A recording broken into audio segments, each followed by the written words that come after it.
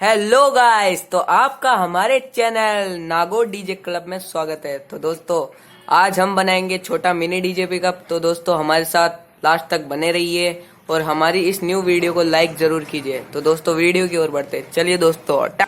Hello दोस्तों, तो हमें चाहिए सबसे पहले कार्डबोर्ड और फिर हमें चाहिए फेविकॉल, ये देख सकते हैं दोस्तों, फिर एक कैंची, पेन और ये एक फेविकिक बिगा क्विक, और दोस्तों एक चाहिए रेजमार, एक स्केल और एक चाहिए हमें चाकू। तो दोस्तों इन सब की सहायता से हम बनाएंगे आज छोटा मिनी डीजे पिकअप, बिल्कुल वैसा दिखने वाला दोस्तों।